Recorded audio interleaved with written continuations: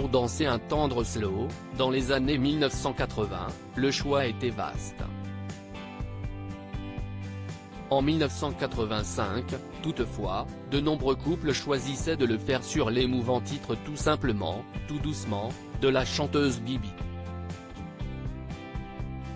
Avec cette ballade sensible et fébrile, l'artiste s'était positionné, en France, à la première place du classement du top 50 pendant plusieurs mois. Puis d'un coup d'un seul, sans prévenir, Béatrice Adjor-Koraniankor, de son vrai nom, avait disparu. Il avait peur de me perdre. Il faut dire qu'elle a enchaîné les tuiles et les relations un poil toxiques.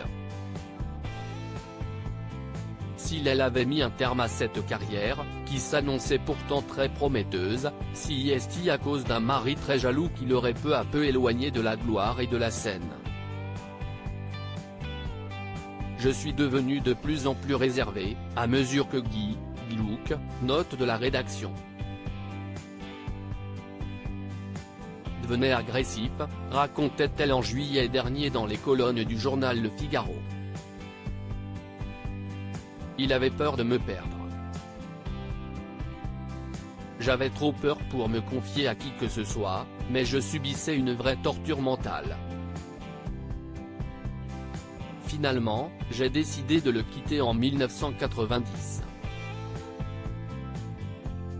Il fallait que je me préserve et que je protège mon fils. Après cela, tout a dégénéré. J'ai été incapable de chanter pendant 10 ans. Maman d'un enfant, issu d'une relation précédente, Bibi s'était installée à l'abri dans un manoir dans l'Aisne, qu'elle avait payé grâce aux ventes de son plus célèbre tube.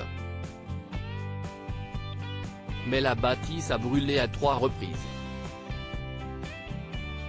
À la suite de ce drame, j'ai été incapable de chanter pendant 10 ans, regrettait-elle. Je me suis soigné en soignant les autres. J'ai le sentiment que ma carrière n'a pas été ce qu'elle aurait pu être. Certains chanteurs africains comme Salif Keita ou Angélique Kidjo m'ont expliqué que je leur avais ouvert des portes. Si est une consolation. Mais je rêve un jour de présenter un spectacle rien qu'à moi. Toujours est-il que beaucoup se souviennent encore, sur le bout des doigts, des paroles qu'elle susurrait dans les années 1980.